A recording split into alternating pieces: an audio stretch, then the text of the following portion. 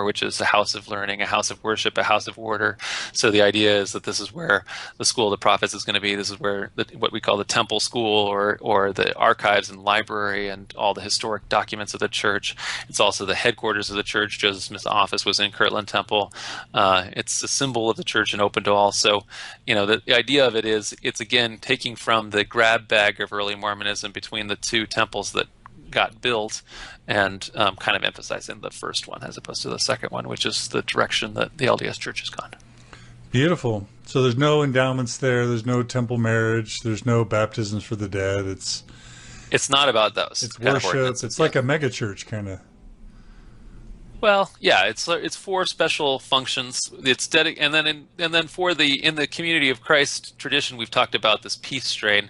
It's also specially dedicated to peace. And so one of the things that is done there, which is a new thing that is not from the early time, is that every day there's a prayer for peace that is conducted there as a seminary, as a ceremony in the sanctum underneath that giant spiral, and every one of the countries of the world and or stateless peoples, indigenous peoples, on a daily basis, there's a prayer denominationally, but focused on the temple for peace and social justice for all peoples of the world. Nice. And so then we tend to do that we do that, for example, on Sunday in our congregation. We do whatever the day is on the calendar for that Sunday. And so it's kind of an attempt to have us all focus on peace globally, and then to hopefully act locally. Beautiful.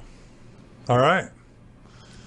And so kind of just rounding out these transformations, I have this kind of slide here with a list of kind of RLDS firsts. Now wait, you don't have blacks receiving priesthood on this slide. That would have happened in the late 1800s? 1865. Okay, yeah, okay. So that's predates all of the, there were interesting things that happened that were from an earlier era of the church, but this is all kind of from the transformational period, okay. in the Got it. more recent times. So these are kind of firsts in the leadership. So for example, the first Asian apostle, 1980, women ordained to the priesthood in 85, the first women apostles in 98, the first African apostle in 2000, first women in the presiding bishopric, 2002, the first Latin American apostle in 2007, the first woman in the first presidencies, 2007, and then it was just this year we had the first